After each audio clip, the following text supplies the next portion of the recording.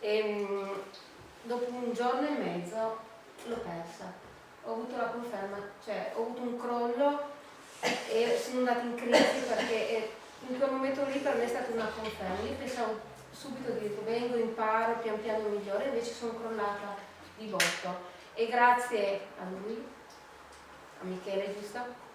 Che in quel momento lì è stato vicino a me, mi ha fatto capire che non era persa, era lì, dovevo solo tirarla fuori. E per me è stato importantissimo.